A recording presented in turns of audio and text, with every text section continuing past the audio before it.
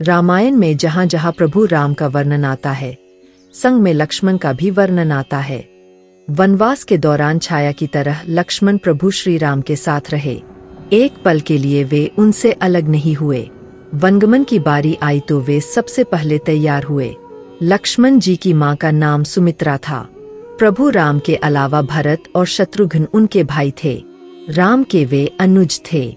रामायण के अनुसार राजा दशरथ के वे तीसरे पुत्र थे।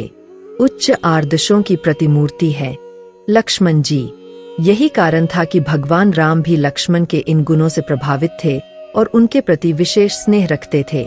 जब लक्ष्मण जी को मेघनाद ने शक्ति अस्त्र का प्रयोग किया और वे मूर्छित हो गए तो प्रभु राम भी दुखी और व्याकुल हो गए। शेषनाग के अवतार है लक्ष्मण जी। लक्ष्मण जी को शेषनाग का अवतार कहा जाता है।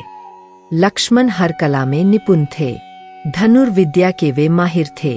वे बहुत जल्द क्रोधित हो जाते थे, जिस कारण प्रभु राम को कई बार शांत कराना पड़ता था। बड़े भ्राता के वे भक्त थे।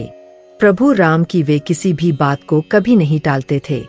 लक्ष्मण के अंगद और चंद्रकेतुमल नामक 2 पुत्र थे, जिन्होंने अंगदियापुरी और कुशीनगर की स्थापना की थी।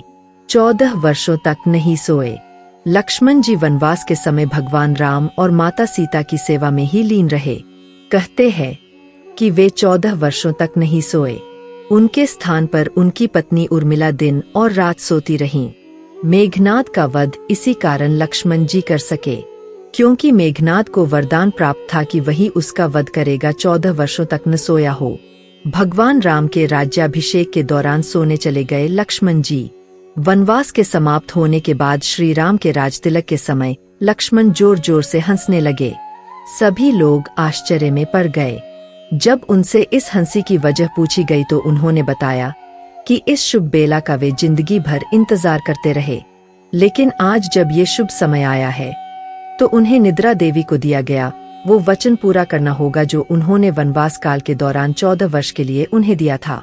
कहा जाता है कि लक्ष्मण जी को निद्रा से 14 वर्ष तक दूर रहने के लिए कहा था और उनकी पत्नी उर्मिला उनके स्थान पर सोएंगी।